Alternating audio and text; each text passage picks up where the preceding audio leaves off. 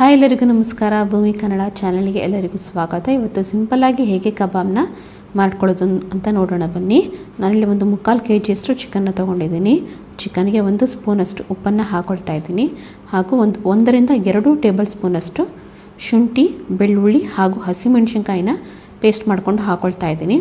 ಹಾಗೆ 1-1.5 ಚಮಚದಷ್ಟು ಅಚ್ಚ ಖಾರದ ಪುಡಿಯನ್ನು ನಾನಿಲ್ಲಿ ಸೇರಿಸ್ಕೊಳ್ತಾ ಇದ್ದೀನಿ.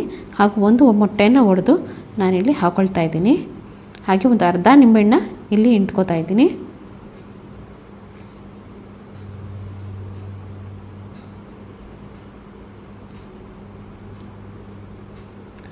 ಎಲ್ಲವನ್ನು ಚೆನ್ನಾಗಿ ಕೈಯಲ್ಲೇ ಮಿಕ್ಸ್ ಮಾಡ್ಕೊಳ್ಳಿ.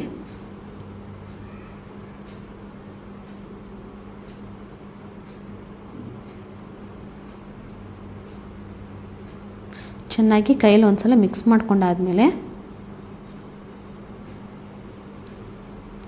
ಖಾರ ಕಡಿಮೆ ಇರೋದ್ರಿಂದ ನಾನಿಲ್ಲಿ 1 ಟೇಬಲ್ ಸ್ಪೂನಷ್ಟು ಖಾರದ ಪುಡಿನ ಹಾಕ್ಕೊಳ್ತಾ ಇದ್ದೀನಿ. ಒಟ್ಟಾಗಿ ನಾನು 2.5 ಚಮಚದಷ್ಟು ಅಚ್ಚ ಖಾರದ ಪುಡಿನ ಸೇರಿಸ್ಕೊಂಡಿದ್ದೀನಿ. ಲಾಸ್ಟಲ್ಲಿ ನಾನು ಏನು ಮಾಡ್ತಿದ್ದೀನಿ, 4-5 ಟೇಬಲ್ ಸ್ಪೂನಷ್ಟು ಕಾರ್ನ್ಫ್ಲೋರ್ನ ನಾನಿಲ್ಲಿ ಹಾಕ್ಕೊಂಡು ಮಿಕ್ಸ್ ಮಾಡ್ಕೊಳ್ತಾ ಇದ್ದೀನಿ.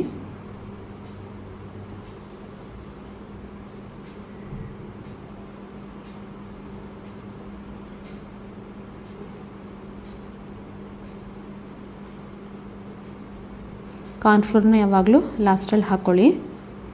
ಸೊ ಚಿಕನ್ಗೆ ನಾವು ಹಾಕಿರೋ ಉಪ್ಪು ಖಾರ ಎಲ್ಲ ಹಿಡಿದಿರುತ್ತೆ.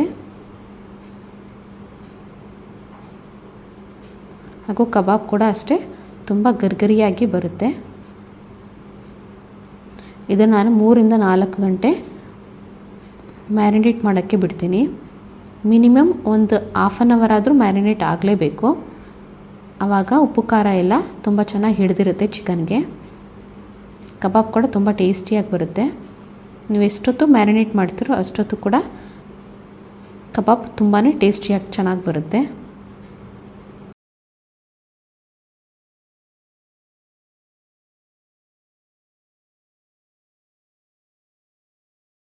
ಇದ್ದೀನಿ, ನೀವು ನೋಡ್ತಿರ್ಬೋದು ಎಷ್ಟು ಕೆಂಪಾಗಿ ಚೆನ್ನಾಗಿ ಫ್ರೈ ಆಗಿದೆ. ನಾನಿಲ್ಲಿ ಯಾವುದೇ ಕೂಡ ಆರ್ಟಿಫಿಷಿಯಲ್ ಕಲರ್ನ ಯೂಸ್ ಮಾಡಿಲ್ಲ.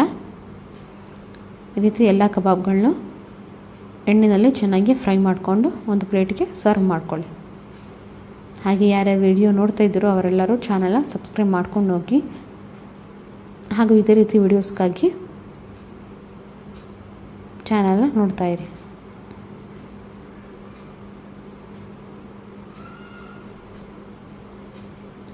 ಎಲ್ಲರಿಗೂ ಧನ್ಯವಾದಗಳು.